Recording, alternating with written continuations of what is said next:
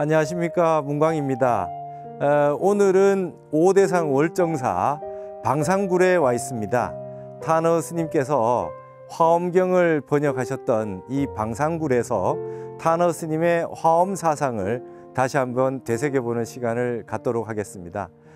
스님께서는 삼척 영은사에서 화엄경 번역을 시작하셨습니다.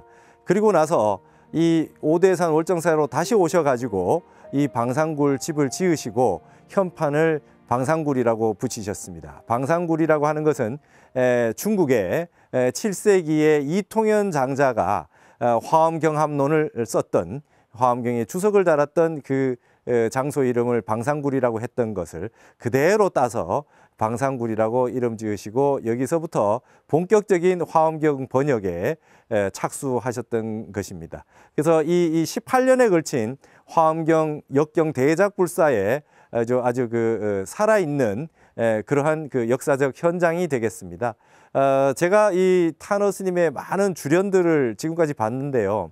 많은 화려하고 멋진 주련들이 있지만 이 방산굴에 있는 이 주련이야말로 탄어 스님의 정말 선사상, 선승으로서의 그런 멋진 면모가 잘 드러나고 있지 않느냐, 이런 생각을 하게 됩니다. 한번 소개를 해드리다 보면요, 저기 맨 그 오른쪽에서부터 말이죠, 기찬 무비반하고, 배고플 때는 쌀 없는 밥을 먹고, 그다음 두 번째는 말이죠, 가름 불습수하며, 목마를 때는 젖지 않은 물을 마시며 그랬어요. 그다음에 여기 좌수월도량하야, 수월도량에 앉아서, 그러니까 여러분 수월보살이 관세음보살의 다른 이름으로 수월보살이라고 있지 않습니까? 하늘에 있는 달이 물에 그대로 비추이듯이 온 세상의 진리가 그대로 드러나는 도량이 수월도량입니다. 이 세상 어딜 가도 다 우리 법신이 있기 때문에 수월도량이 되겠죠. 이 수월도량에 앉아서 주공화불사라, 마지막 구절이 아주 기가 막힙니다. 호공꽃 불사를 짓는다 이랬습니다. 스님께서 20년 가까운 세월을 화엄경을 번역하시고 불사를 지었지만 말이죠, 그 불사를 다 지어놔서도 절대로 집착함이 없이 유의법이 아닌 말이죠, 무의법으로 회양하겠다라고 하는 이런 멋진 구절이 바로 이 방산굴의 주련에 남아 있습니다. 그래서 스님의 이 불사는 가장 위대한 불사임에도 불구하고 스님께서는 공화불사를 지었다, 이런 말씀을 남기셨어요. 그래서 이 속에 탄어 스님의 모든 살림살이가 다 남아있지 않느냐. 그래서 이 방산굴이야말로 스님의 한국 불교사의 위대한 그 화엄경의 역경불사가 시작이 되고 그 자취가 남아있는 곳입니다. 여러분들 월정사에 오시면 이 방산굴을 한번 꼭 참배를 한 번씩 하셨으면 좋겠습니다. 오늘 이 첫 시간은 화엄에 대한 근본적인 사상을 공부하는 시간을 가지도록 하겠습니다.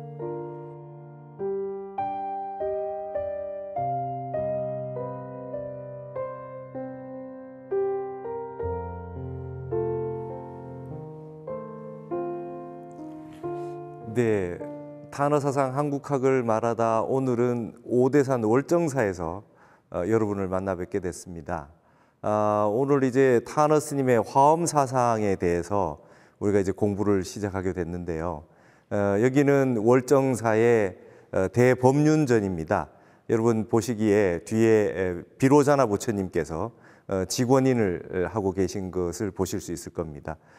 여기 이 오대산 월정사는 한국의 화엄의 성지가 되겠습니다.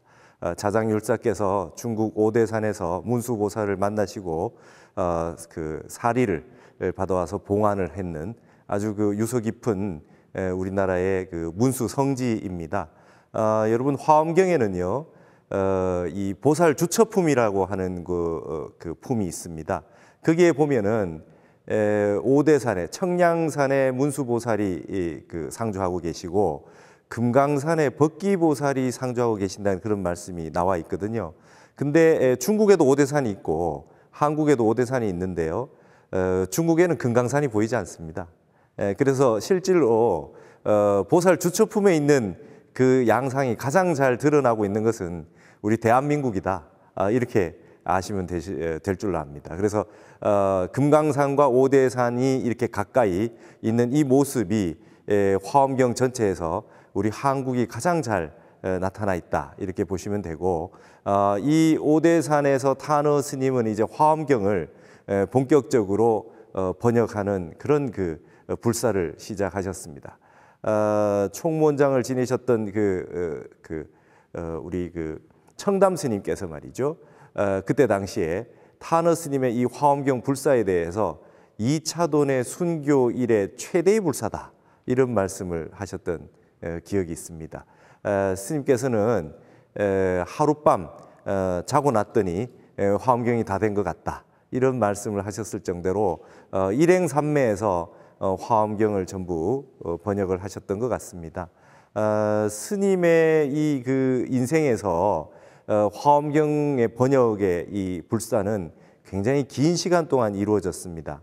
10년 동안 하루 14시간 정도 해서 10년 정도 그 원고를 직접 쓰셨고, 그 다음에 교정을 또 몇 년간 보셨습니다. 그때의 기라성 같은 제자 스님들이 오셔서 다 교정을 봐주셨습니다. 그래서 스님은 교정을 한번 보시면 최소한 6번 정도는 보셨다 그럽니다. 화엄경 전체를 교정을 다 보시고, 그리고 이제 출판하기까지 시간이 또 많이 걸렸습니다.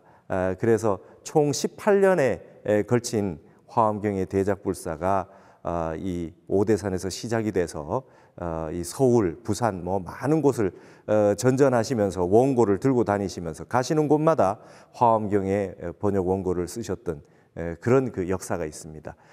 오늘 이제 이 월정사 탄어 스님의 이 출가 본산이고 지금의 오대산에 우리 교구 본사인 이 월정사에서 여러분들을 만나게 돼서 굉장히 의미가 있다고 생각을 합니다. 전 세계는 지금 이제 화엄의 세계로 들어갔습니다. 우리가 늘 보고 있는 모든 전자 매체들, SNS, 스마트폰 전부 화엄 사상에 입각한 원리가 그대로 반영되고 있는 그러한 것입니다. 바야흐로 이제 온 세상은 화엄의 세계가 열렸다 이렇게 볼 수 있습니다. 근데 화엄경이 너무 분량이 많습니다. 그래서 공부하기가 굉장히 어렵습니다. 화엄 공부하기가 굉장히 어렵고, 근데 화엄경을 일단은 핵심을 좀 아실 필요가 있겠다는 생각이 듭니다. 그래서 예전에 많은 선지식들이 화엄경에 대한 주석과 주해들을 많이 남기셨어요. 왜냐하면 화엄경이 워낙 방대하기 때문에 경전을 처음부터 바로 보기 시작을 하면 내가 망망대해에서 지금 어디 위치하고 있는지 위치를 알 수 없기 때문에 화엄경 전체를 요해한다든지 현담이라든지 이렇게 해서 많은 주석서들을 남기셔가지고 이제 화엄을 좀 이해할 수 있도록 그렇게 해준 책들이 많이 있습니다. 그 가운데서 말이죠, 오늘은 이 화엄경이라고 하는 경전은 어떤 경전인가, 이걸 기본적으로 좀 알고 그 다음에 이제 탄어 스님의 화엄 사상에 대해서 공부를 하는 것이 좋을 것 같습니다. 여러분들 이제 월정사에 오시면 대표적인 그 모습이 적광전과 팔각 구충석탑, 그렇게 이렇게 앞에 월정사를 대표하는 그런 법당과 이 석탑을 보실 수 있을 겁니다. 근데 여기서 적광전이라고 하는 이 법당을 여러분이 보실 수 있는데요. 이 적광전이라고 하는 이 법당이 말이죠, 화엄경의 모든 것을 다 담고 있는 말이라고 볼 수 있습니다. 이게 뭐냐면 적광전의 적이라고 하는 것은 이게 삼매라는 뜻이고요. 그 다음에 광은 이 광명설법입니다. 예. 그러니까 화엄경은요, 화엄경은 다른 경전들하고 좀 다릅니다. 이게 다른 경전들은 부처님께서 직접 설법을 하시잖아요. 그래서 불설아미타경 이렇게 돼 있듯이 부처님이 직접 설법을 하십니다. 그러니까 화신불이신 서가모니 부처님이 직접 말씀으로 설법을 하신 경전들입니다. 그래서 그거를 불설경이라 그러죠. 그런 경전들을 전부 불설경이라 그럽니다. 부처님이 직접 경전을 설하셨다. 근데 이 화엄경은요, 좀 성격이 다릅니다. 어떤 성격을 가지고 있느냐? 설불경이라 그럽니다. 부처님이 직접 설하시는 것이 아니라 부처님에 대해서 설하고 있는 겁니다. 그러니까 부처님이 직접 말씀으로 하시는 설법을 기록해 놓으면 불설경이 되는데, 이것은 부처님의 어떠한 양태를 부처님에 대해서 이 기록을 하고 있는 겁니다. 무슨 말씀이냐? 제가 화엄경을 1년 내내 다 공부를 한 강원의 스님들께 질문을 합니다. 이 치문, 사집, 사교, 대교라고 하는 이 4년 과정에서 마지막 1년을 대교과에서 화엄경을 공부를 하거든요. 근데 1년 내에 화엄경을 봅니다. 근데 이게 전체적인 핵심 종지를 모르게 되면 무엇을 보고 있는지 모르게 되는 상황이 발생하는데요. 화엄경을 부처님께서, 서가모니 부처님께서 설법하신 내용이 화엄경에 몇 자나 되느냐 이렇게 물어봅니다. 그러면 다 부처님이 설했지 그게 뭐 부처님이 설하지 않은 게 있느냐 이렇게 얘기를 흔히 합니다. 근데 그거는 화엄경에 대해 가지고 너무나 모르시는 말씀입니다. 그래서 이걸 화엄경이라고 하는 거는 이걸 분명히 알고 넘어가셔야 됩니다. 뭐냐? 화엄경은요, 부처님께서 성불하시고 난 다음에 최초 37일 동안 선정에 들어 있으셨습니다. 선정에 들어 계시다가 설법을 광명으로 하신 겁니다. 빛으로 설법하신 거예요. 그러니까 이제 무슨 말씀이냐 하면 부처님은 무문자설이 없습니다. 묻지 않은 것에 대해서, 질문이 없는 것에 대해서 먼저 설법하신 그 내용이 없거든요. 그래서 항상 질문이 먼저 있고 거기에 대해서 설법을 하셔서 여시아문이라고 해서 이렇게 경전이 펼쳐지지 않습니까? 근데 이 화엄경은요, 부처님이 성불을 딱 하시고 난 다음에 이제 선정에 들어 있으니까 이 우주 법계의 모든 곳에서 세주라고 그러죠. 세상 맡으니 이렇게 한글로 번역합니다. 세주를 비롯해서 모든 불보살님들이 다 찬탄할 수밖에 없겠죠. 그래서 부처님 계신 곳으로 찬탄하시고 거기에서 이제 기뻐하시고 이렇게 하면서 모든 전 대중이 성불하신 부처님이 나오셨으니 마음속으로 질문을 합니다. 궁금한 거에 대해서. 마음속으로 궁금한 거를 질문을 한 내용에 대해서 그것을 다 아시고 광명으로 대답해서 설법을 해주신 게 화엄경입니다.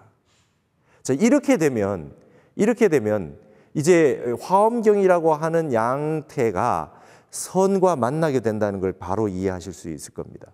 말씀으로 설법한 게 아니다. 빛으로 설법한 것이다. 그래서 방광을 10종 방광을 하셨다 그래요. 10번을 방광을 하셨다. 그 다음에 8종 삼매에 들어 계셨다. 여러 가지 삼매가 있는데 말이죠. 여러분 백천삼매가 있습니다. 삼매의 종류는 백천삼매가 있어요. 그 백천삼매 가운데 모든 삼매를 총칭해서 하는 말이 해인삼매입니다. 예. 우리가 해인사가 있고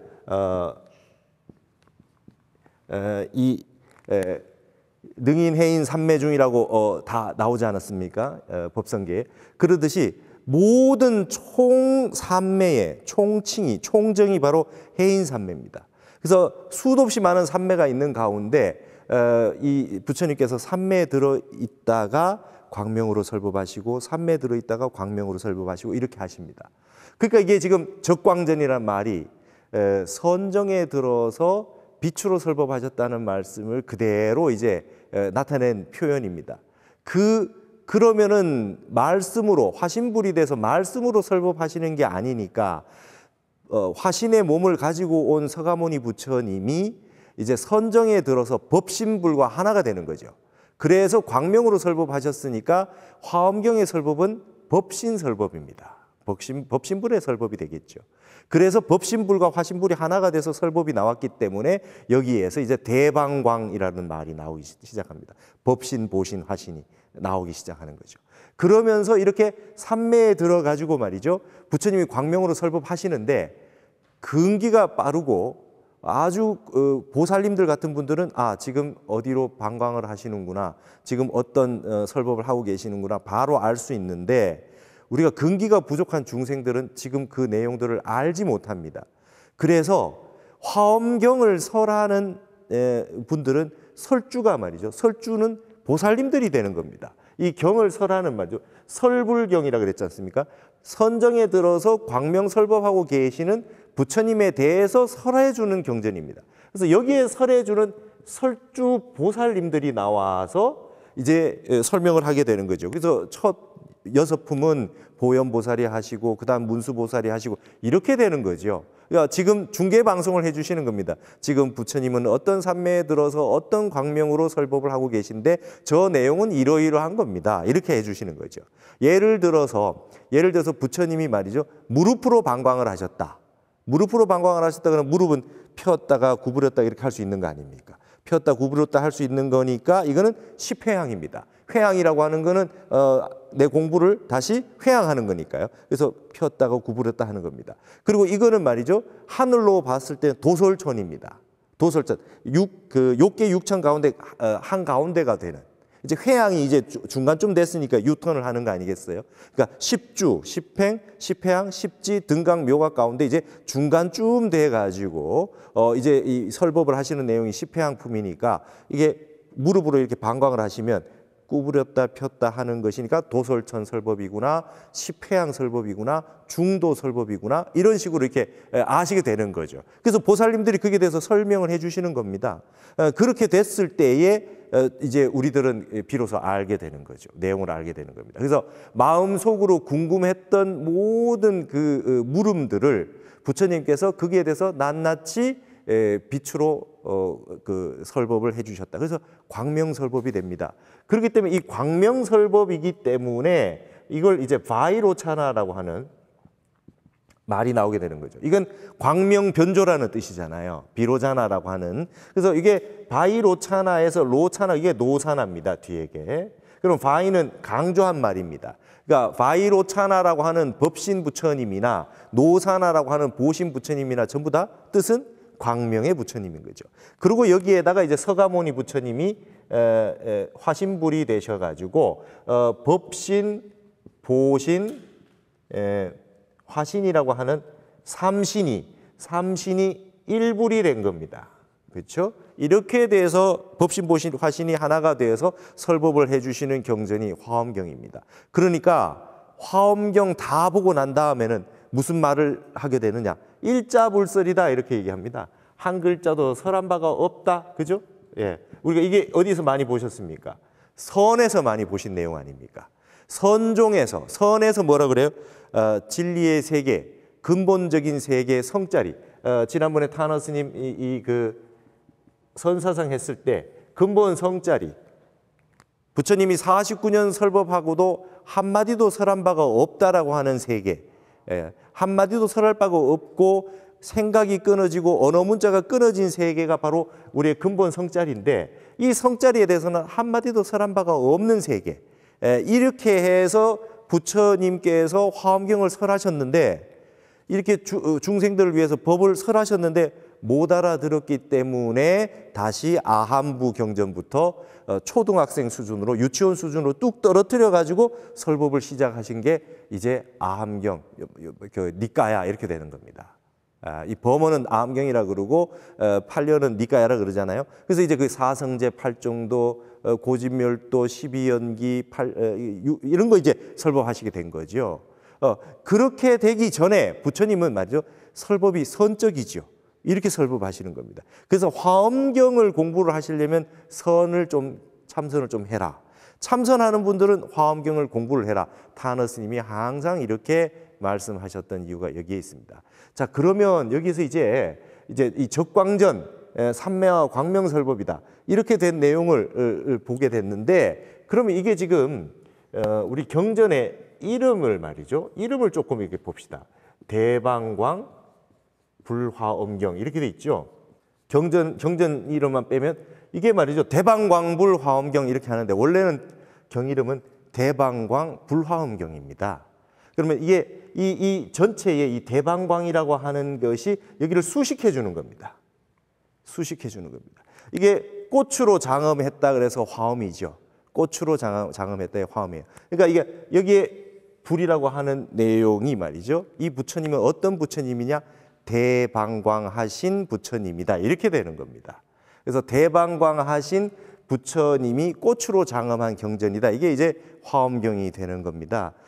이러면은 이제 이 대방광이라고 하는 게 흔히 말해서 이제 우리가 이제 이것을 말이죠. 채상용 이렇게 얘기하죠. 채와 상과 용이다 이렇게 얘기를 합니다. 채상용이라 그러고 아까 얘기했던 법신, 보신, 화신이고 비로자나불, 노사나불, 그다음에 서가모니불 이렇게 되겠습니다.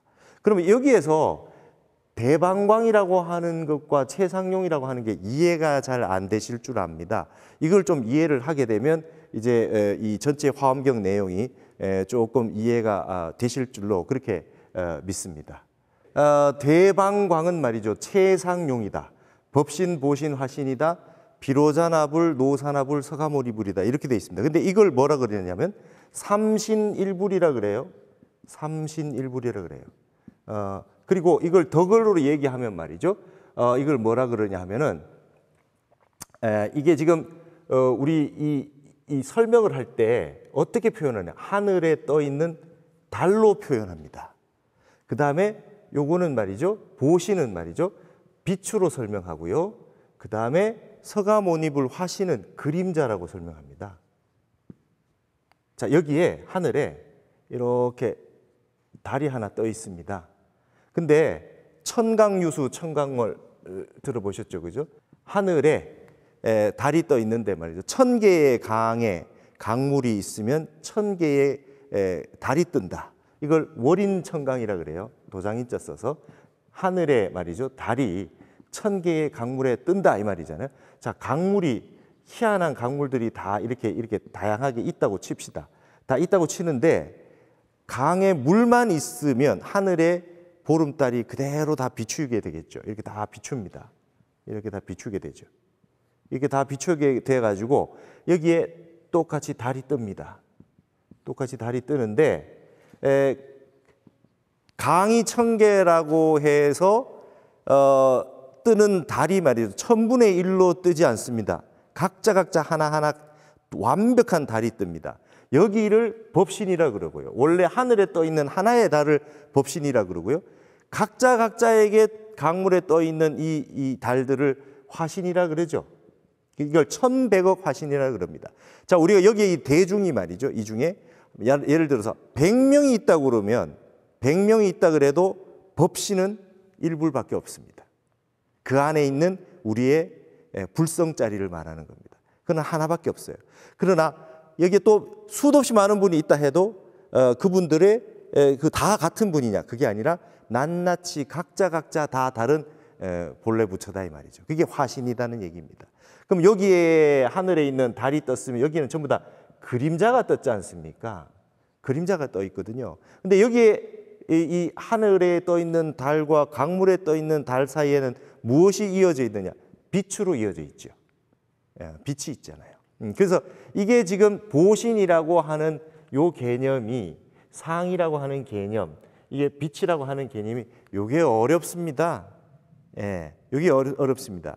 그래서 이거를 다른 일심삼덕이라 그러는데요. 삼덕으로 말하면 이걸 법신이라 그러고 이걸 반야라 그러고 이걸 해탈이라 그럽니다. 법신, 반야, 해탈이라 그래요. 그래서 여러분 이 지금 우리는 인간의 세계는 말이죠. 앞에 역학에도 좀 보셨지만은 음과 양으로 나눠서 두 개로 나누어진 것을 사유구조로 대대구조로 하기를 편하게 돼 있습니다. 인간은 남녀밖에 없기 때문에 말이죠. 그래서 이 3이라고 하는 숫자가 들어가기 시작하면 어렵습니다.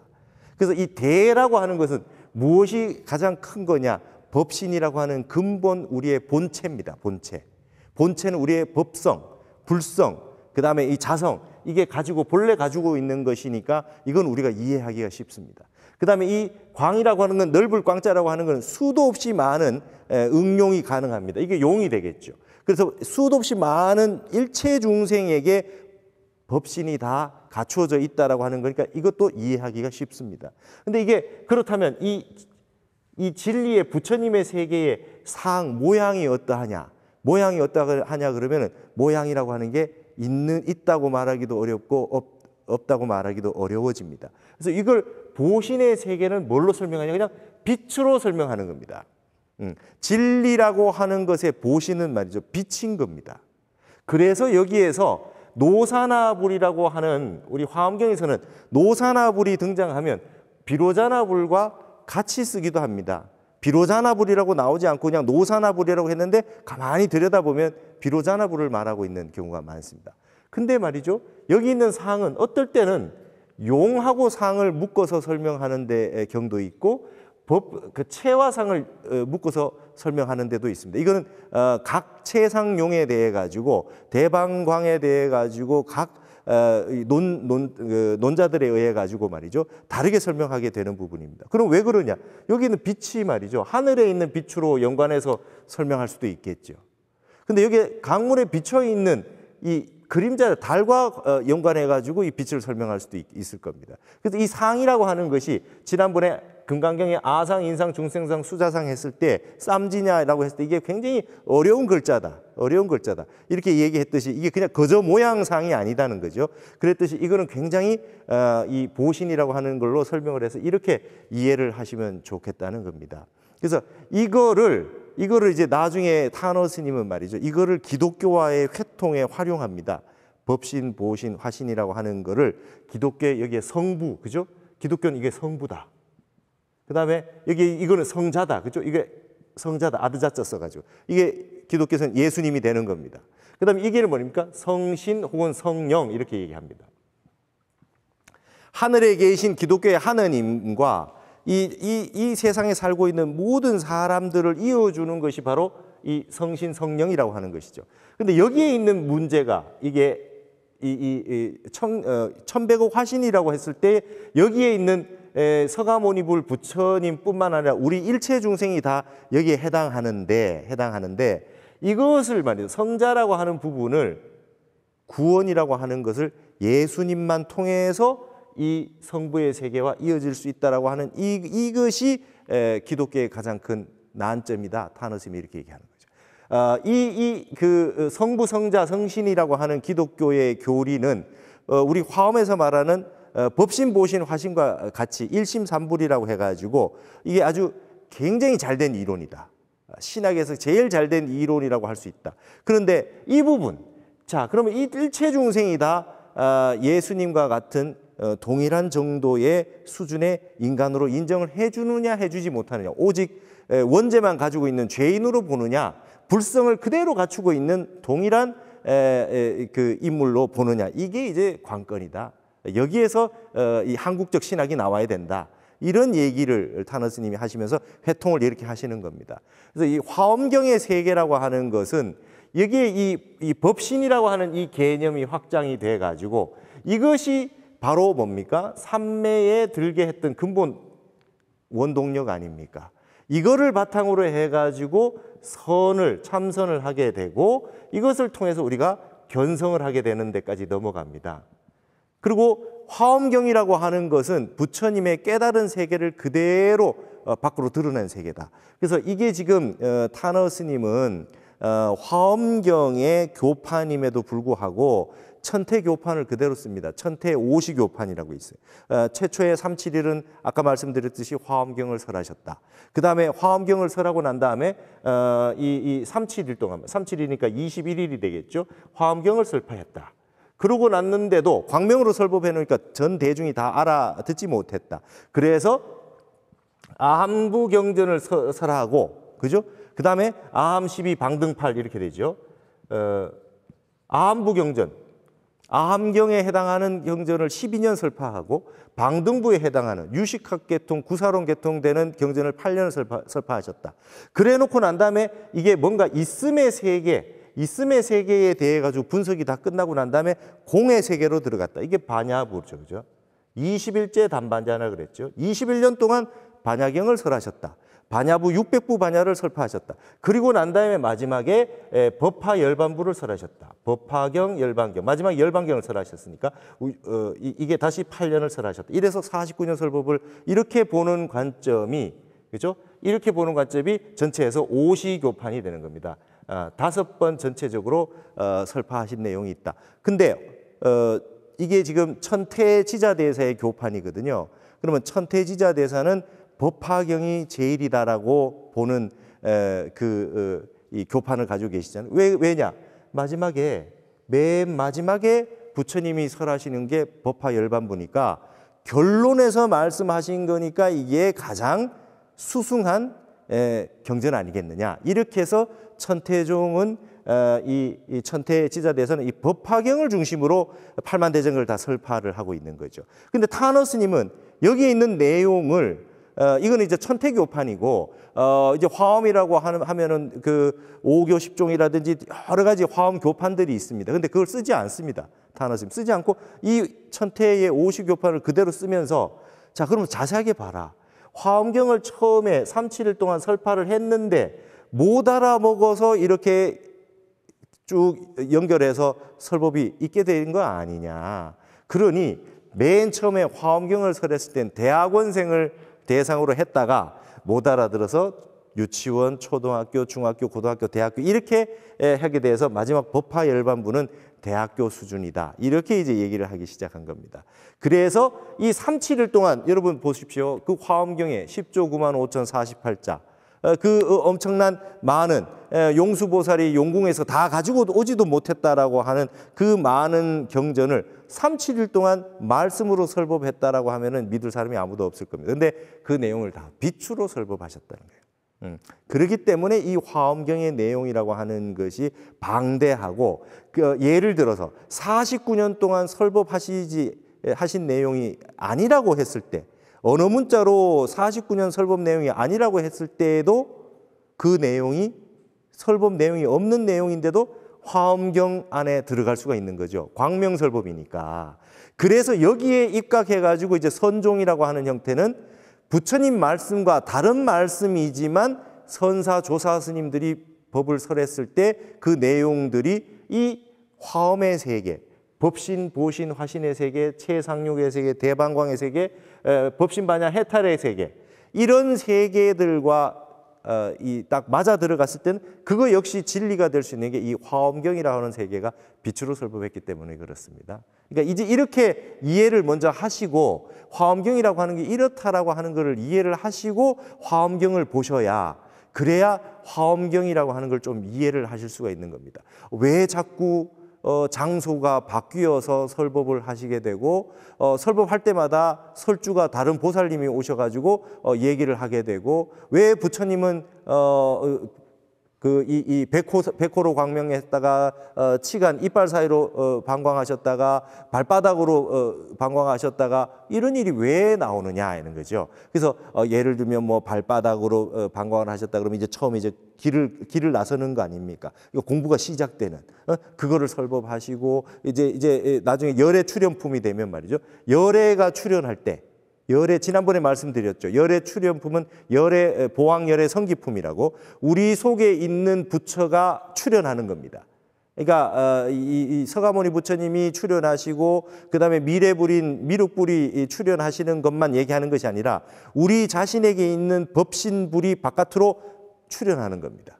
그게 열의 출현품이에요. 열의 출현품에 나올 때 열의 출현품이 나올 때 이때에만 말이죠. 딱 2번을 방광하세요. 그 이전에는 전부 한 번만 방광하신다고요. 근데 딱 2번을 방광하시는 유일한 품이 열의 출현품입니다. 근데 누구에게 방광하느냐? 한 분은 문수보살에게 방광을 하고 또 한 분은 보현보살에게 방광을 해요. 그래서 여러분 항시 완벽한 열애가 출현하기 이전에는 말이죠. 문수가 등장하면 보현은 숨어주고 보현이 등장하면 문수는 숨어주고 이와 같은 형태로 되어 있습니다.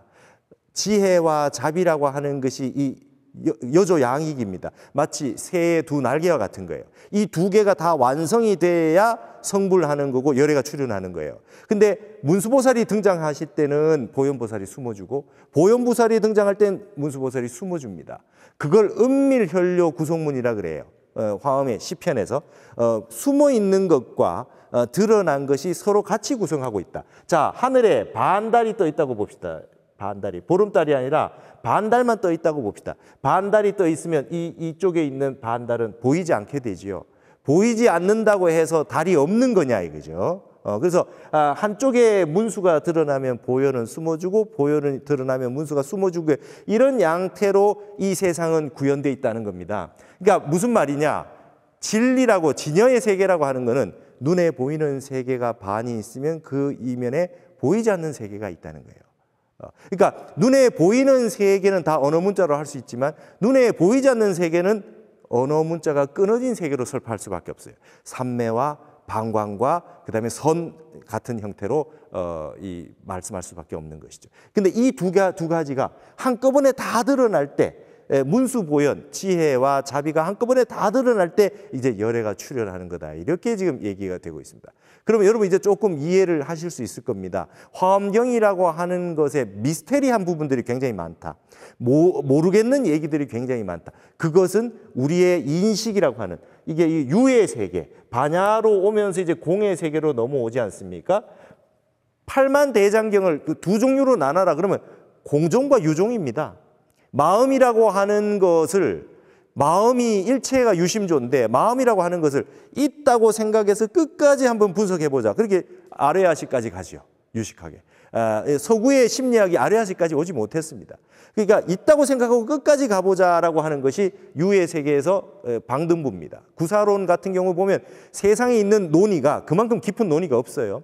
근데 그 모든 것들이 말이죠. 사실은 언어 문자가 끊어진 세계로서의 공의 세계를 설파하는 부분이 또 반이 됩니다. 그래서 이 두 가지가 은밀혈류가 같이 서로를 이루어주고 있다. 이 두 가지가 알고 보면 하나는 문수요, 하나는 보현이라는 거예요. 이게 두 개가 완벽해졌을 때 이쪽으로 넘어오면서 이제 열반, 해탈 이쪽으로 넘어온다는 것이죠. 그래서 이 처음에 화엄경에서는 유와 무라고 하는 세계라고 하는 것도 유무의 세계가 완전히 끊어진 세계를 보여준 겁니다. 그러면 이제 여기에서 여러분이 이제 이해를 하시게 됩니다. 왜 화엄경과 선이 가까우냐? 유냐, 무냐 말이죠. 계획에 불성이 있느냐, 없느냐. 라고 했을 때 이게 생각이 끊어진 세계에서 정득이 되어야 되는 부분이란 말이죠. 그렇기 때문에 화엄경의 세계와 같은 세계에서 선이 나온다 그랬고 여기에 이제 화두의 무자 화두 같은 것이 이제 여기에서 나오게 되는 겁니다. 이 아함부, 방등부, 반야부, 법화, 열반부 이 것들을 글로 된 세계를 아무리 알아도 화엄에서 말한 말이 끊어진 세계라고 하는 빛으로 설법하시고 광명으로 설법해서 선정의 세계라고 하는 것은 깨달음을 통해서 부처님과 동일한 해인삼매에 들어서 증득할 수 있다. 이렇게 해서 이제 선종이라고 하는 것은 부처님이 팔만대장경을 설법을 다 하셨지만은 부처님이 팔만대장경을 다 읽고 보고 외워서 견성성불에서 대각을 이루신 것은 아니지 않느냐. 참선하셔가지고 깨치셔가지고 그 이후에 나오신 말씀이니까 우리는 참선을 하겠다. 선종은 그래서 거기서 이제 불립문자라고 하는 개념이 나오기 시작했던 겁니다. 그래서 이 화엄경을 공부한다는 것은 굉장히 중요한 의미를 가지는 겁니다. 이 세상에 말로 표현할 수 있는 깊이 있는 것들 중에 가장 깊은 것이 화엄경이 설하고 있고요. 그 다음에 언어 문자가 끊어진 세계에 있는 모든 부처님의 깨달음의 진여의 세계 전체를 다 담고 있는 것도 역시 화엄경입니다. 그래서 아주 화엄경은 어렵고 아주 힘들고 그러나 모든 것을 다 갖추고 있다. 그래서 타너 스님은 이 세상에 인간의 언어로 구현되어 있는 것들 중에서는 화엄경이 제일이다. 그 다음에 이 팔만대장경 가운데 이 원각경도 요의경이라고 하잖아요. 요의경이라고 하는 거는 이것으로 요해한다는 거거든요. 모든 근본 부처님의 뜻 말이죠.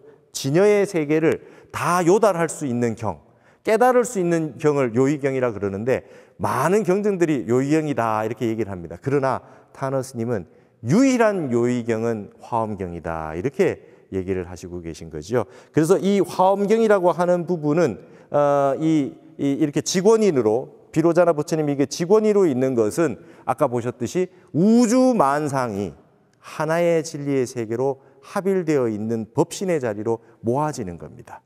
그것을 이제 설파하는 것이 이제 화엄의 세계고 여기에 이 오대산이라고 하는 건 바로 그 화엄의 세계가 열린 우리 한국의 성지라는 것이죠. 오늘의 이 시간에서는 화엄경 전체에 대한 개요만 일단 보게 되었습니다. 그러나 화엄경이라고 하는 것에 대해서 기본적으로 이걸 이해를 하시고 그 다음에 이제 다음 시간에는 타너 스님이 많은 화엄가들 가운데서 타너 스님이 다른 화엄가들과 다른 사상을 보여준 타너 스님의 화엄 사상에 대해서 한번 공부를 해보는 시간을 갖도록 하겠습니다. 오늘 이 오대산 월정사에서 이 화엄경의 개요에 대한 내용은 이것으로 마치겠습니다. 지난 시간에 이어서 타너 스님의 화엄 사상에 대해서 오대산 월정사에서 한번 공부해 보도록 하겠습니다. 오늘 시간은 우리 책을 조금 참조로 하도록 하겠습니다. 타너 스님의 그 화엄 사상이라고 하는 건 굉장히 방대합니다. 하지만 저는 일단은 타너 스님의 화엄 사상이 다른 분들, 역대의 다른 그 화엄가들과 비교해서 좀 특별한 부분들을 뽑아가지고 이 책에 열거를 좀 해두었습니다. 그래서 103쪽에 보시면 화엄 사상에 대해서 나옵니다. 타너 스님이 44세부터 63세까지 가장 왕성한 시기에 이 화엄경을 이렇게 전부 번역을 하셨는데요. 타너 스님 화엄경의 가장 큰 그 번역의 특징은 뭐냐 하면 주석의 선택에 있습니다. 이 화엄경은 말이죠. 여러분 잘 아시다시피 60화음이 있고 80화음이 있어요. 그러니까 이제 실찬안타가 번역한 그 측천무가 서문을 썼던 그 80화엄경이라고 하는 거를 우리가 주로 이제 보고 있는데 화엄경이 80화음이잖아요. 여기에 대해서 주석을 다는데 말이죠. 두 종류의 주석이 있습니다. 이 청량진광국사라고 해서 청량국사에 화엄 소초가 있어요. 화엄 소초가 있는데 이 화엄 소초는 권수가 150권이에요. 그러면 화엄경 80권보다 더 2배 가까이 되는 겁니다. 그러니까 화엄경만 읽어도 너무나 방대해서 도대체 화엄의 지금 내용이 어떤 내용인지 좀 이해하기가 어려울 정도로 방대한데 여기에 있는 내용들을 자세하게 청량국사가 정말 자세하게 디테일하게 주석을 달아 놓으셨어요. 그게 청량국사의 소초입니다. 이게 한 종류가 있고 그 다음에 이게 이제 전통적으로 강원이나 우리가 화엄을 공부할 때 청량소초를 봤습니다. 근데 타너 스님 말이죠. 통연논을 본 겁니다. 이통연 장자의 통연논이라고 하는 걸 보았는데요. 이건 뭐냐면 화엄경 합론을 말한 겁니다. 화엄경이 있고 이게 논을 합한 겁니다. 원래 옛날에는 말이죠. 경전 원래 원문이 있으면 그 밑에 바로 주석을 달지 못합니다. 경전은 따로 모셔두고 주석은 따로 이렇게 책을 냈던 거죠. 근데 나중에 이제 시간이 지나면 이 구절에 대한 주석이 또 이렇게 붙여서 책을 재편하게 됐죠. 그래 읽기 편하니까요. 그래서 각주 달듯이 이렇게 했습니다. 그래서 화엄경과 화엄논을 합한 걸 화엄경 합론이라 그럽니다. 이건 이통연 장자의 그 주석입니다. 청량국사는 스님이셨고요. 이통연 장자는 일반 거사님이셨어요. 근데 두 분 다 대도인입니다. 근데 이 통연논은 40권본입니다. 타너 스님은 역대로 많이 보던 청량소초는 조로하고 그냥 도움으로 받고 말이죠. 이 통연의 통연논을 말이죠. 이것을 정으로 삼았다 그래요. 그러니까 역대로 이런 주석이 잘 없는 겁니다. 근데 여러분 이 통연논은요. 40권본이지만 화엄경 전체에 대해서 핵심 종지를 요약해 놨습니다. 지금 이 부분은 무엇에 대해서 말하고 있다라고 하는 걸 정확하게 뜻이 드러나게 종지를 요해해 놓은 게 통연논이에요. 그렇기 때문에 타너 스님은 화엄경을 볼 때 80권본 화엄경에 반밖에 되지 않는 통연논을 통해 가지고 핵심 내용을 파악하는 것을 우선으로 삼고 그 다음에 중간중간 모르는 구절이나 내용들이 있을 때 청량소초 150권을 도움으로 삼아서 이렇게 봐야 된다. 이러한 그 화엄경 보는 방법을 제시를 했던 거죠. 통연논에는 그런데 말이죠. 동양 사상들이 방대하게 들어 있습니다. 주역이라든지 노장이라든지 다양한 중국 사상들이 여기에 방대하게 개입이 되어서 이 이 화엄경을 주석하고 있는 거죠. 그래서 예전에 타너 스님이 제자분들에게 이렇게 하루에 그 열 몇 시간씩 번역을 하시고 나중에는 이제 그 교정을 같이 보셨지 않습니까?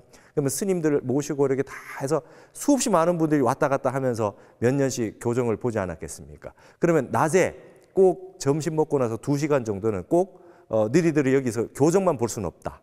그래서 항상 어떤 경전이들이 돌아가면서 다 강의를 해주셨다 그래요. 그래서 뭐 주역도 강의해 주셨고 노장도 강의해 주셨고 강의를 많이 해주셨는데 주역을 강의해 주시니까 스님들이 우린 불교 공부하면 되는데 왜 주역을 가르칩니까? 그러니까 막 아무 말도 안 하고 계시다가 나중에 통연론 나올 때 딱 그러시네. 니네들이 주역을 안 봤으면 이걸 어떻게 보냐?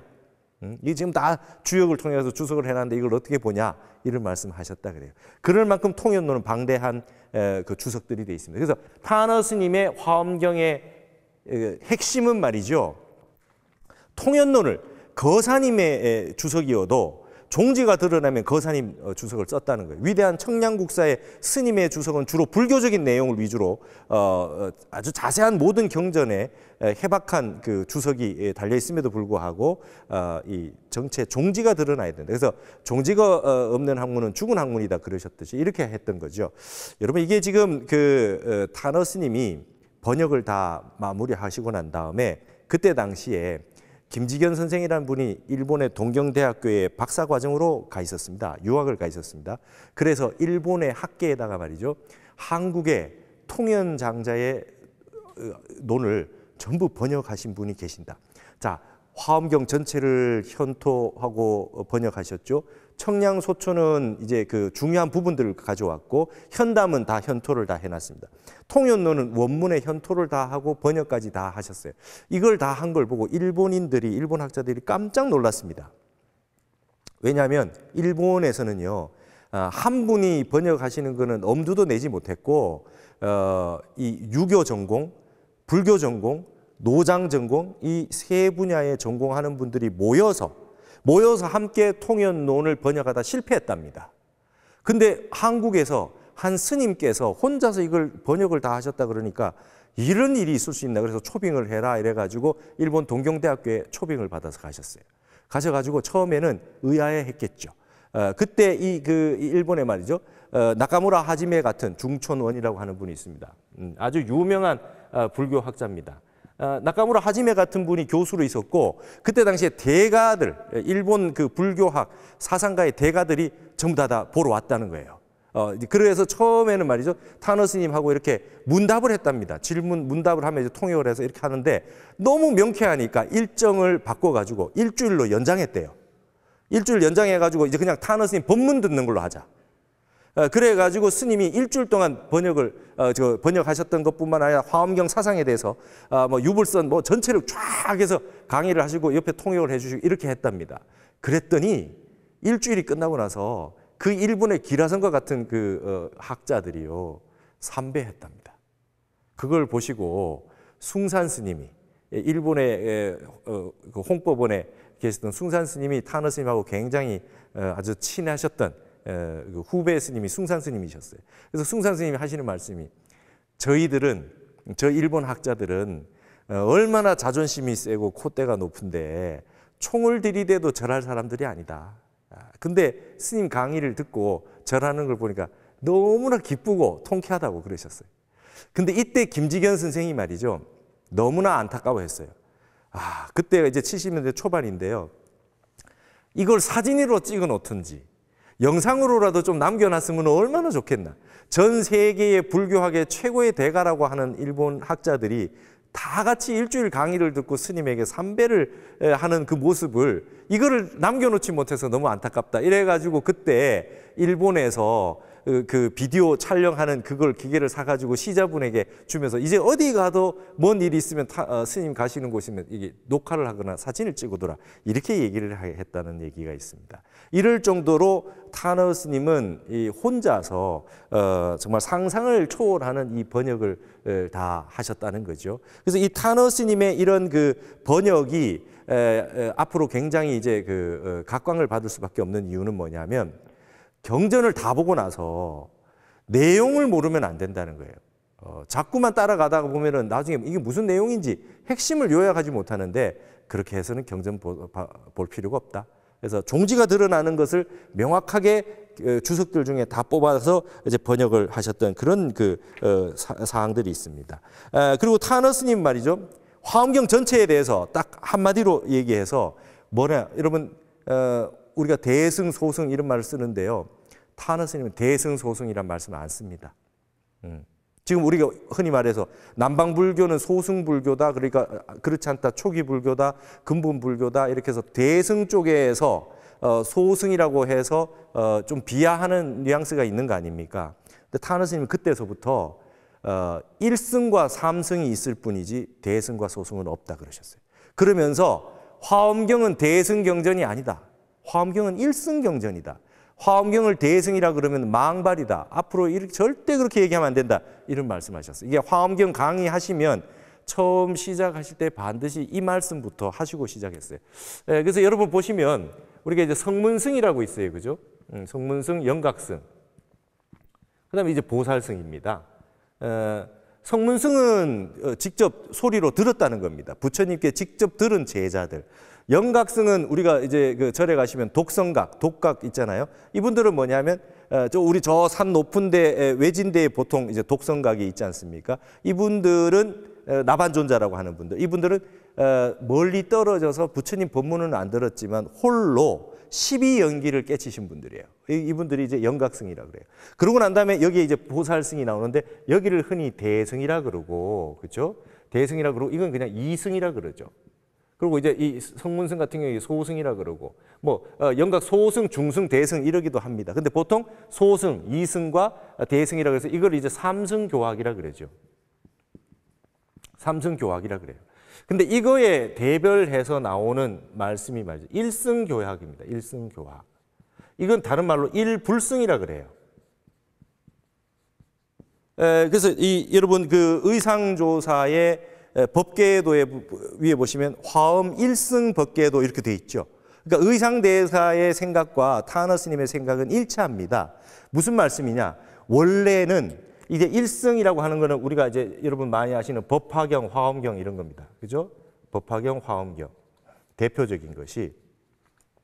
법화경에 그거 있잖아요. 아이가 불을 난 집에서 나오지 못하고 있을 때, 구하기 위해서 방편으로 말이죠.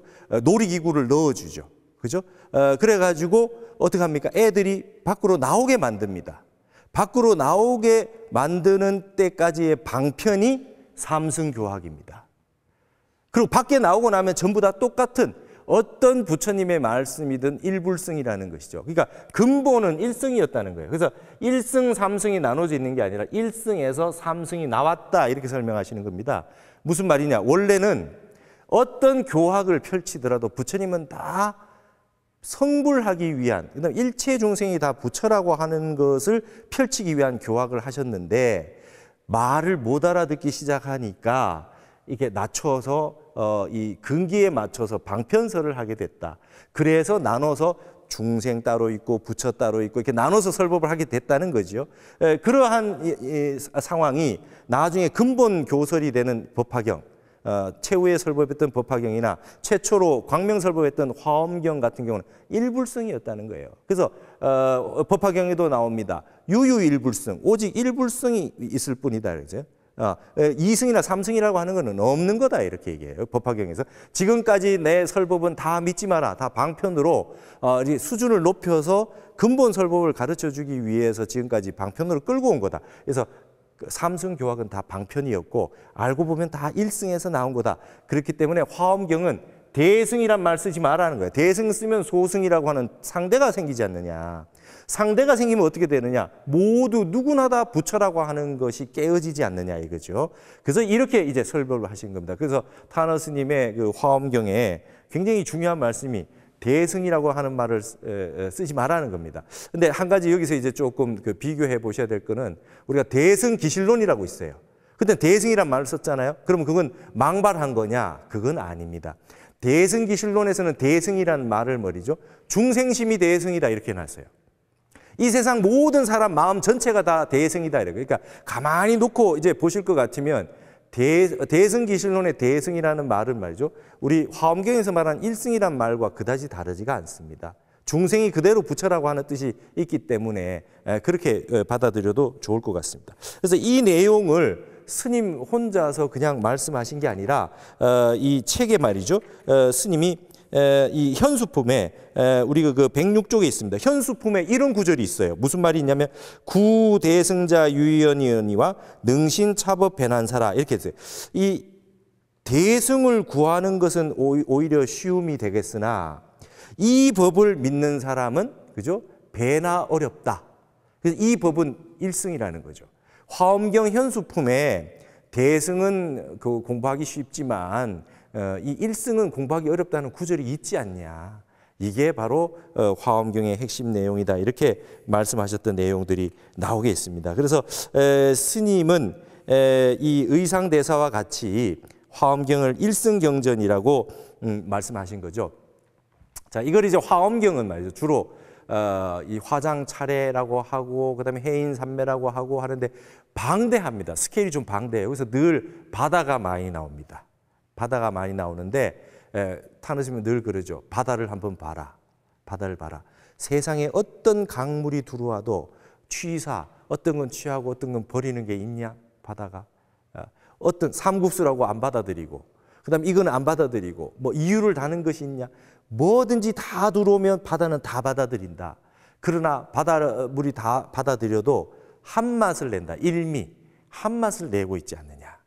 그게 일불성이다. 자, 왔는 길이 다 다르고 왔을 때의 상태가 다 달라도 이 바다에 들어온 이상은 말이죠. 똑같은 부처라는 거죠. 똑같은 부처라는 거예요. 그러니까 일승만 있을 뿐이다. 이게 이제 화엄의 사상이고 이것이 말이죠. 바다를 비유해서 항상 얘기하게 되는 화엄의 뜻이라는 것이죠. 그래서 스님 같은 경우에는 이걸 가지고 화엄만이 유일한 요의경이다. 그 다음에 동양 사상의 핵심은 화엄경이다. 이렇게 얘기하면서 화엄경이 비록 방대하지만은 이걸 전 국민의 교과서로 써야 된다. 예를 들어서 품마다 말이죠. 품마다 내용들이 조금씩 다르잖아요. 그러면 요 내용 품을 따로 뽑아서 이건 초등학생 교과서로 쓰고 요 내용 뽑아가지고 중등학교 교과서로 쓰고 아주 어려운 내용이 있으면 이제 대학생들 교과서로 쓰고 그러니까 그 화엄경 안의 내용도 내용마다 조금씩 다 달라요. 그러니까 여러분 우리가 부처님의 근본 교설이 사성제잖아요. 고진멸도 사성제거든요. 그럼 화엄경은 사성제를 설하지 않고 다른 고준한 법문만 설했느냐? 그렇지 않습니다. 화엄경에도 사성제 품이 있어요. 근데 화엄에서 말하는 이게 이제 성문승에게 설파했던 게 사성제잖아요. 근데 이게 삼승교학이잖아요. 그러나 화엄에서 고진멸도 사성제를 설파할 때는 좀 달라집니다. 뭐냐? 고라고 하는 거는 고라고 고통이잖아요. 화엄에서는 고즉시도 이래버려요. 고라고 하는 거는 뭡니까? 일체 인간의 일체 계고다 뭐든지 다 고통이다 했는데 화엄에 오면 고통이 그대로 도다 이렇게 얘기하죠. 고성제가 그대로 도성제다 이렇게 나온 겁니다. 고통과 즐거움이 본래 없다는 거죠. 고통과 즐거움이 본래 끊어진 세계. 일승의 세계에서는 고통 따로 있고 즐거움 따로 있고 극락 따로 있고 지옥 따로 있는 그런 세계가 없다는 겁니다. 그게 무의 사상이라 그래요. 그래서 이게 그냥 고즉시도라 이렇게 그냥 설명을 하는 이 똑같은 사성제라도 초등학생 대상으로 하는 사성제하고 대학원생 대상으로 하는 사성제가 설법하는 방식이 다르다는 것이죠. 그래서 이제 화엄경에 오면 모든 것이 다 고급스러워지고 난해해지는 부분도 생기고 어려워지는 부분도 생기지만 확대되어 있습니다. 내용이 아주 확대되어 있다는 거죠. 그래서 이런 내용들을 스님은 이렇게 말씀을 하시고 법화경하고 조금 비교를 합니다.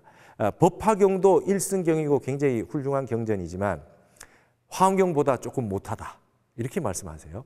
그래서 화엄경만이 유일한 요의경이라 했던 게 뭐냐면 여러분 저기 그 삼승교학에서는요 그 성불할 때 여성은 성불 못한다 이런 말이 있었어요. 여성은 성불 못한다. 근데 법화경에 오면요 8세 용녀가 성불합니다. 8살 되는 용의 딸 축생의 딸이잖아요. 그러니까 그 사람의 딸도 아니고 축생의 딸인데 8살짜리가 성불을 해요. 그런 얘기가 나옵니다. 삼성교학에는 없는 얘기예요. 여자는 성불 못한다 이런 얘기가 없어요. 일성교학에 오면은. 근데 여기에 무슨 소리가 나오냐면 제가 책에다 그걸 스님 법문을 해놨습니다. 113쪽에 보시면 여자의 몸으로 성불은 못하고 성불은 다 했지만 다음 생에 한 번 변신 성불한다. 남자의 몸을 한번 바꿔서 변해가지고 성불한다. 그리고 지금 우리가 살고 있는 이 땅은 예토다. 더러운 세상이다. 그렇기 때문에 남방에 있는 무구세계라고 하는 극락정토에 가서 성불해서 온다. 이렇게 지금 법화경에 돼 있거든요. 근데 탄원 스님 그렇게 말씀하시죠. 화엄경에 그런 법이 없다.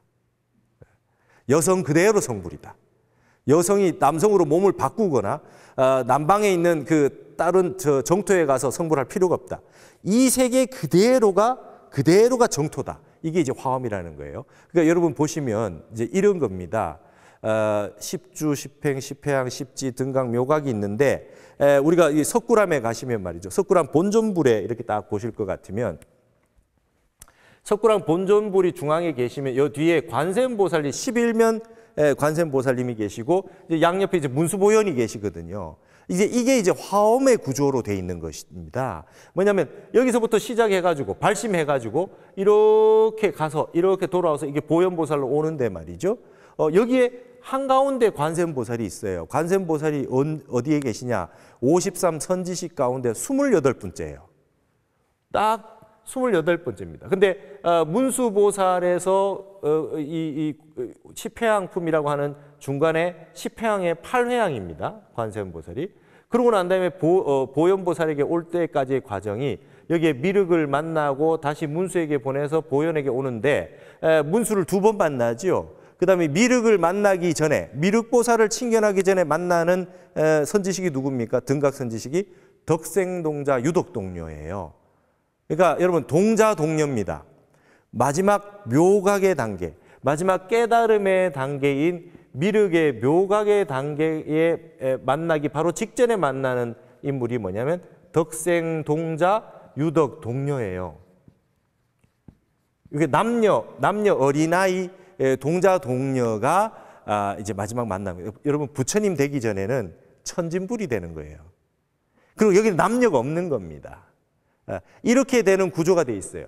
관세음보살님이 그러면 덕생동자 유덕동녀는 하나의 선지식으로 쳤으니까 여기 한 분 더 들어가야 되고 문수를 2번 만났으니까 들어가게 되면 53선지식에서 55선지식이 되죠. 55선지식 가운데 한가운데가 28번째가 되겠죠.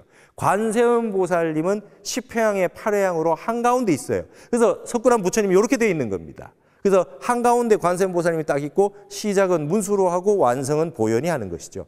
이런 구조로 돼 있단 말이죠. 근데 여기서 마지막으로 미륵에게 갈 때에 미륵으로 갈 때의 선지식이 이 등각 선지식들이 나오는데요. 등각보살의 선지식은 여성 선지식이 많이 나옵니다. 예, 마야 부인. 부처님의 어머니 마야 부인이 등각 선지식이에요. 여러분 그 화엄경 약창계를 외우시게 되면은 제일 먼저 말이죠.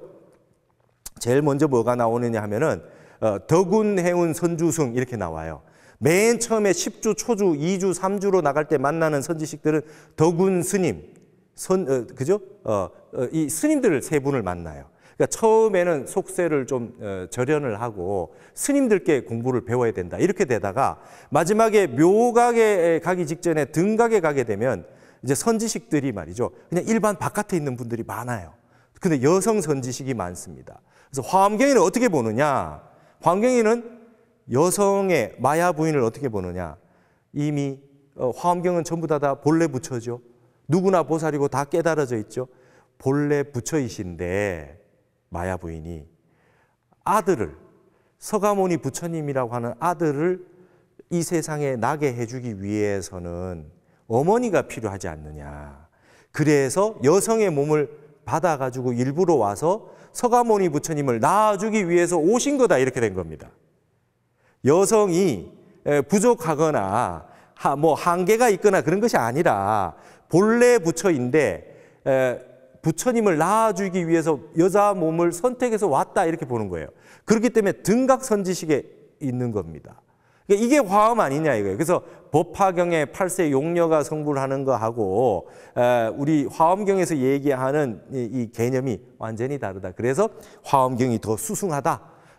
그렇게 말씀하신 거죠. 그러니까 요즘 말하면 진짜 진정한 남녀 평등이 실현되어 있고 이런 부분이 벌써 몇천 년 전부터 있었던 경전의 내용 아닙니까? 그래서 이런 부분들을 이게 이 고전이고 전통이긴 하지만 이런 부분들이 우리가 발굴을 해서 좀 공부하실 필요가 있다. 현대에 있는 모든 분들이. 그래서 이렇게 선진적이죠. 이런 내용을 얘기하면서 타너 스님은 법화경보다 화엄경이 더 이 경지가 높다. 그래서 화엄경을 못 당한다.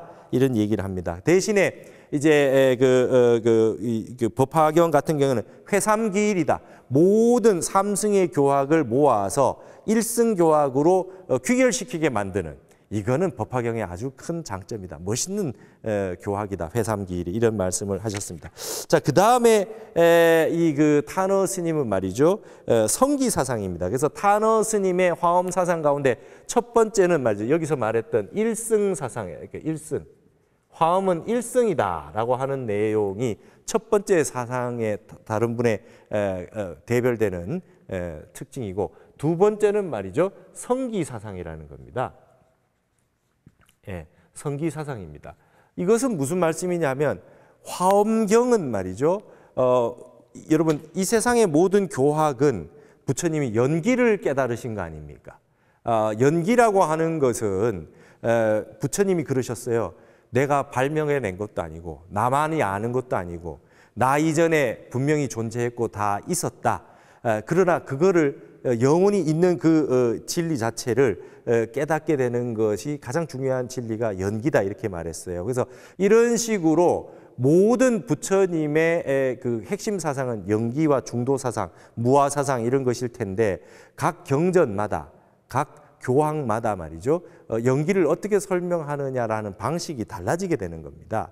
근데 화엄은 대표적인 법계 연기의 그 텍스트인데요. 타너 스님은 이 가운데서도 연기보다도 성기를 더 중시하셨어요. 이게 성기라고 하는 성기 사상이라고 하는 것이 뭐냐면 지난번에 말씀드렸던 선에서 말했던 성짜리라고 하는 것과 같은 거죠.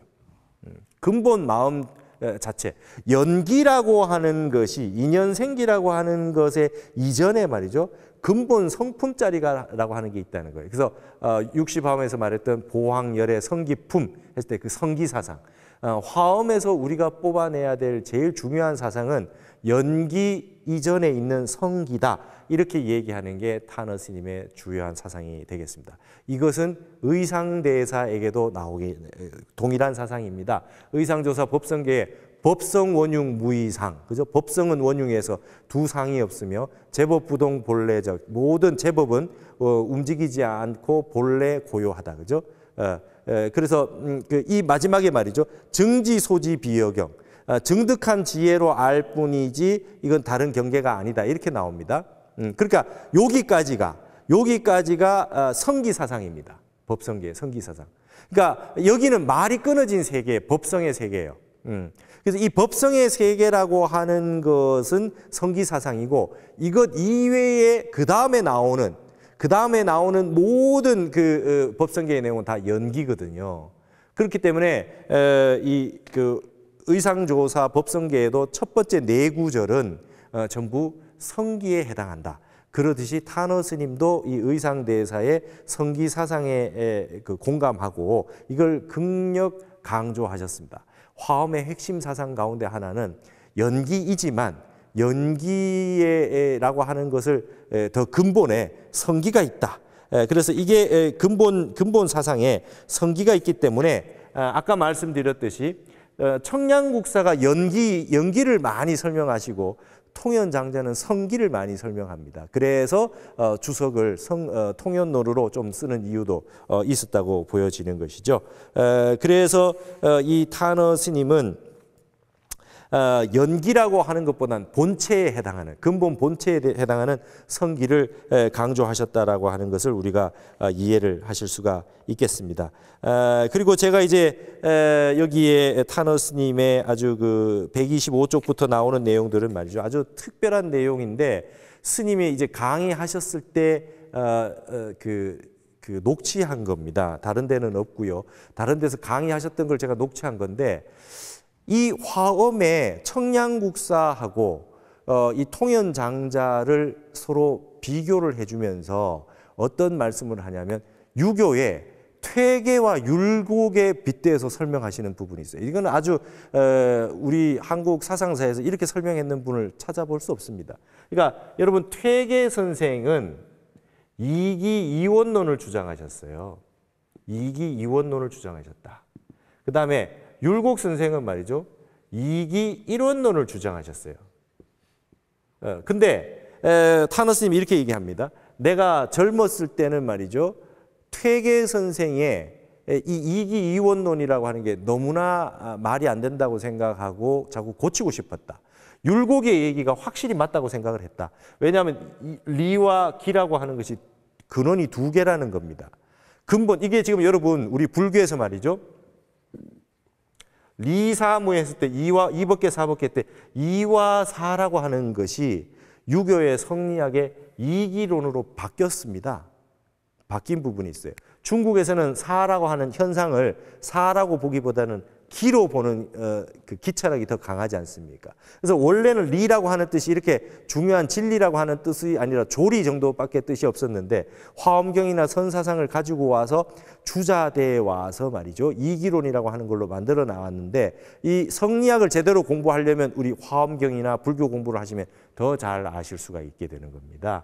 근데 퇴계의 이기론에서는 뭐냐면 이기호발설이라고 말해요. 이발 리도 바란다 이렇게 돼 있거든요. 근데 원래는 리가 바란다라고 하면 말이 안 된다고 생각될 수 있죠. 근본 이치는 움직이지 않아야 되죠. 움직이지 않고 기만 움직이게 만들어줘야 될 거 아닙니까? 그러니까 율곡의 내용이 더 맞다고 보여지는데 타너 스님이 이제 나이를 먹고 융통해서 보게 되니 퇴계 선생이 왜 이기호발설을 주장했느냐, 이기이원론을 왜 주장하게 됐느냐라고 하는 걸 이해를 하게 되겠더라는 겁니다. 뭐냐면 인간의 윤리에서 볼 때는 리라고 하는 도덕률이라고 하는 것이 있어서 기라고 하는 것을 적극적으로 굴릴 수가 있어야 된다는 거죠. 그래서 뭐냐면은 리가 인간의 도덕의 도덕심이라고 하는 것은 리가 먼저 바라고 난 다음에 기가 따라오는 거다. 리발이 기수지, 그죠? 이런 식으로 이제 설명하는 대목들이 이렇게 나오거든요. 그러니까 리가 도덕의 어떤 그 이치가 도덕을 지키고자 하는 리가 바라고 난 다음에 사람의 감정이 따라오게 된다. 그 다음에 말이죠. 그 다음에 기가 바라고 난 다음에는 리가 그 위를 탄다. 이렇게 이제 이기호발설로 퇴계 선생이 얘기하는 부분이 있어요. 그래서 주자는 리가 바랬다는 말이 없습니다. 근데 그거를 퇴계는 리가 바란다고 얘기했거든요. 타너 스님이 예전에는 이게 전부 다 틀렸다고 생각을 했는데 깊게 보니까 내가 이해를 하겠더라 이러면서 하시는 말씀이 우리 책에 있는 그 내용입니다. 126쪽에 보면 청량국사가 이런 말을 해요. 청량국사의 아주 유명한 왕복서라고 하는 그 글이 있어요. 그게 거기서 무슨 말이 하냐면 이수사변이라 즉 일다 연기지 무변이요 그랬어요. 리라고 하는 게 사를 따라서 변한다 그랬어요. 리라고 하는 건 변할 수 없죠. 근데 리라고 하는 것이 말이죠. 일에 따라서 변화한다. 이런 말이 청량국사가 해놓은 말이 있어요. 그럼 리가 왜 변하냐? 이렇게 리는 변할 수가 없지. 근데 이거를 퇴계의 이기호발설과 같이 설명을 하면서 아주 복잡한 리사론에 이기론 같이 이사론에 들어가게 되면 이런 말이 나오게 된다. 이렇게 얘기를 하면서 처음 화엄경을 공부를 하는 사람은 통연론에 있는 이렇게 아주 명백한 율곡의 이기일원론처럼 명백한 것들을 공부를 시작을 하는 것이 좋고, 그 다음에 공부가 어느 정도 깊이 있게 들어가서 아주 디테일한 부분에 갔을 때는 퇴계가 이기이원론을 얘기하면서 이발을 얘기했던 이 퇴계 선생처럼 말이죠. 이 청량국사의 이런 내용들은 여기에 해당하는 것이다. 이렇게 얘기하면서 퇴계와 율곡이 처음 성리학을 공부할 때는 먼저 율곡의 이기 이론론을 공부를 하고 퇴계의 깊이 있는 사유, 깊이 있는 생각들은 퇴계의 것으로 공부를 해야 된다. 대신에 율곡은 아주 명백하다. 처음에 딱 공부 시작하는 사람이 아주 쉽게 명확하게 알 수 있는 것이 율곡의 사상이니까 이거부터 공부를 해라. 그렇듯이 통연론을 통해 가지고 핵심을 요약을 하고 복잡한 내용은 청량국사의 소초를 봐라. 이런 식으로 타너 스님이 강의를 하시더라고요. 제가 깜짝 놀랐습니다. 이런 내용은 말이죠. 아주 어느 누구도 해본 적이 없죠. 당연히 중국에서는 아무도 말을 못하겠죠. 퇴계율곡의 성리학의 내용이니까. 그래서 이런 거를 보면서 유교 공부에서 이기론을 공부를 좀 하신 분들은 바로 이 법문을 들으면 화엄경으로 공부하러 청량소나 통연론을 공부하러 들어올 수가 있는 그런 길을 열어주는 거죠. 타너 스님이 화엄을 설명하시면서도 이렇게 모든 유불선 3교로 회통해서 하시는 이유가 다 이런 데 있었다, 이런 얘기가 되겠습니다. 그래서 타너 스님은 제가 그렇게 얘기를 해놨습니다. 한국의 화엄을 말이죠, 성기를 통해 가지고 성기를 통해서 화엄을 보는 그런 성기 사상의 그 초석을 마련한 분이 바로 타너 스님이시다. 그래서 아까 말씀드렸듯이 김지견 선생 같은 분이 한국 화엄은 말이죠, 의상대사에서부터 시작해서 보조국사로 넘어와서 조선시대 때 설잠 스님, 그 매월당 김시습이라고 알고 계시죠? 여러분, 매월당 김시습은요, 선비로 계신 세월보다 스님으로 계신 세월이 더 오래됐습니다. 그래서 앞으로 설잠 스님이라고 그렇게 부르십시오. 이 설잠 스님이 화엄 주석을 다 멋있게 일승 법계도에 대해서 주석을 다 해놨지 않습니까? 여기를 이렇게 쭉 균여대사라든지 고려에 쭉 이어지는 맥락이 말이죠, 전부 성기 사상으로 이루어졌다. 한국 불교의 화엄이, 한국 화엄 불교가 중국의 화엄과 좀 다른 것은 연기가 아니라 성기를 강력하게 사상으로 비추는 것이 한국 화엄의 특징이다. 이런 내용을 김지견 선생, 그리고 그 위에 해주 스님, 이렇게 쭉 이렇게 이어지는 우리 한국의 화엄 사상사가 있어요. 연구사가 있거든요. 그것의 초석을 말이죠, 타너 스님이 그 시작을 해주셨다.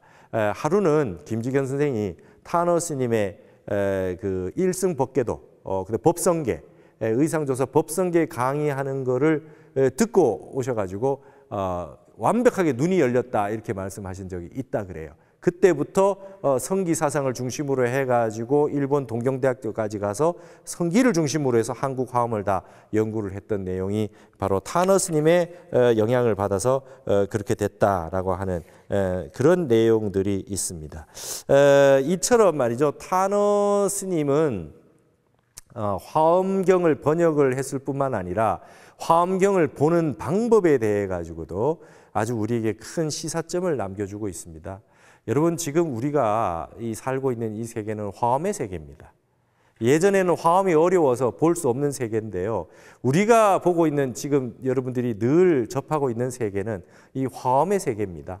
여러분이 보시고 있는 그 인터넷, 스마트폰, 뭐 이런 모든 세계가 바로 화엄의 세계입니다. 무의 세계라는 거죠. 그래서 이게 지금 타너 스님의 핵심 사상이 일승 사상과 성기 사상, 그리고 세 번째 무의 사상입니다. 장애가 없는 무의 사상이라고 하는데, 이 무의 사상에 관련해 가지고는 이제 다음 시간에 본격적으로 이 화엄 사법계를 공부를 하면서 타너 스님의 이 설명을 들으면서 말이죠, 화엄경의 핵심이라고 하는 무의 사상을 한번 공부를 그렇게 해 보도록 하겠습니다. 그래서 오늘은 이제 지난 시간 이어서 화엄경의 전체적인 그 내용, 그리고 오늘은 타너 스님의 핵심이 되는 화엄에 대한 내용을 아주 간략하게 본 겁니다.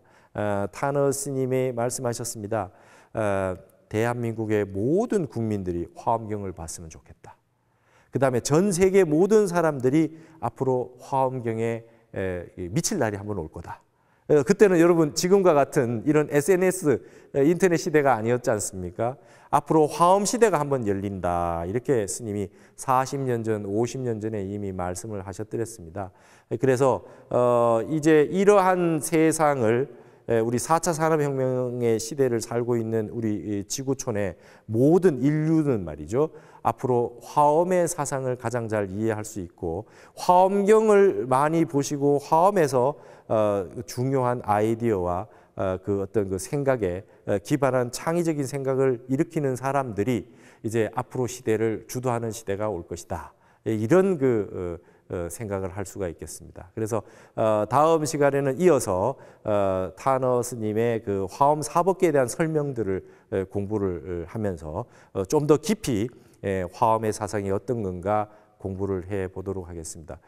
이것으로 이 우리 월정사 오대산 월정사의 화엄의 성지인 오대산에서의 공부는 이걸로 마치도록 하겠습니다. 여러분 오대산에 있는 이 정멸보궁, 상원사, 그다음에 이 월정사, 그 도량은 한국의 말이죠 위대한 성지입니다. 불교의 가장 대표적인 성지니까 1년에 저도 1년에 한 번씩은 꼭 그 성지순례를 와서 정멸보궁에 참배를 하고 가고 그렇게 합니다. 여러분이 아주 열심히 기도도 하시고 이 월정사 그 문수 성지에 오셔가지고 많은 기도와 그다음에 참선 이런 것들을 하셔서 여러분들이 그 불성을 확 드러내서 열애가 출현하시기를 그렇게 발언드리겠습니다. 오늘 이것으로 마치겠습니다. 감사합니다.